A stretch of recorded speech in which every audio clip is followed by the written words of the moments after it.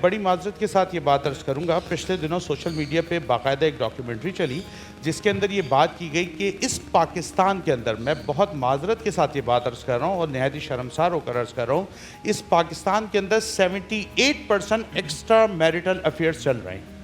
آپ ذرا figure count کریں، 78% ایکسٹرا میریٹل افیئر چل رہے ہیں اور این جی او نے اس پہ پوری تحقیق کی اور اپنی رپورٹس جو ہیں اس کو ایشو کیا ہے. اب ذرا آپ سوچیں، اگر اس بنیاد کے اوپر ہم اجازت دے دیں خواتین کو خلا لینے کی تو 78% خاندان بالکل تباہ ہو جائیں گے.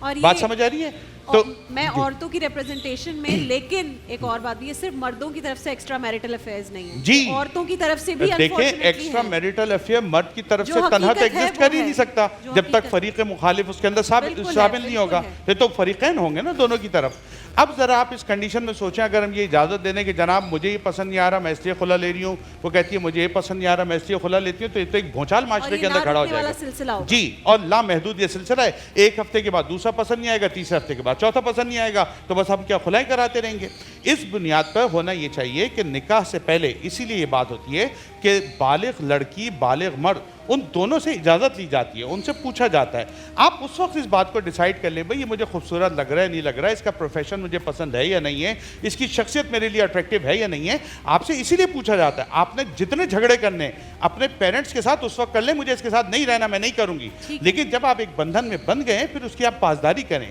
نبی علیہ الصلوۃ والسلام آپ نے ارشاد فرمایا ابغض الحلال عند اللہ الطلاق، اللہ کے نزدیک حلال اشیاء میں سب سے بری چیز وہ طلاق ہے. تو اس کا مطلب یہ ہوا یہ بدترین عمل ہے کہ ہم اس چیز کو پروموٹ کریں کہ جی خواتین کے پاس رائٹ ہے اس کو یوز کریں. پھر میں ایک اور بات عرض کرنا چاہتا ہوں، دیکھیں اگر یہ بات اتنی آسان ہوتی تو خواتین کو شریعت کے اندر اسی طرح طلاق کا حق دے دیا جاتا جس طرح مرد کو دیا گیا ہے. اس کا مطلب یہ ہے کہ اس کو پروموٹ نہیں کیا گیا. یہ بڑی ایکسٹریم سچویشن ہے کہ اس کے اندر اب آپ کو قرآن کے الفاظ ہیں کہ جب آپ کو یہ احساس ہو جائے کہ اب آپ اللہ کی حدود کی پابندی نہیں کر سکتے، ٹھیک ہے نا، یعنی آپ اس کی شرعی ضروریات پوری کرنے پہ بالکل راضی نہیں ہے، قلبی میلان ہی نہیں ہے، پھر جھگڑے ہو رہے ہیں، فساد ہو رہے ہیں، تو بھئی اب اتنا لڑنا ہے تو اس سے بہتر یار آپ سیپریٹ ہو جائیں، ٹھیک ہے نا. لیکن آپ اس کو ایک تفریح کی چیز بنا لیں، آج اس سے خلا پرسوں سے خلا ترسوں سے خلا، تو دین مذاق بن جائے گا. یہ ہو گئی ایک بات. اب جو مہدوی صاحب نے یہ بات فرمائی ہے اور آپ نے اس پہ سوال پوچھا، اس میں اصولی بات تو یہی ہے کہ یہ مرد کا حق ہے وہ 4 نکاح کرے، وہ اس کو نہیں ایکسرسائز کرتا یہ الگ بات ہے، ہمارے معاشرے کا ایشو ہے.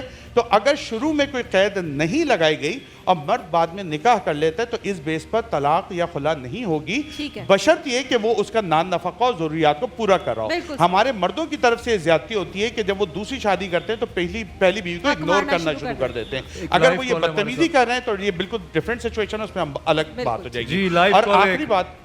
سر، آخری بات اس کے اندر میں یہ کر دوں، آپ نے کہا کہ اگر وہ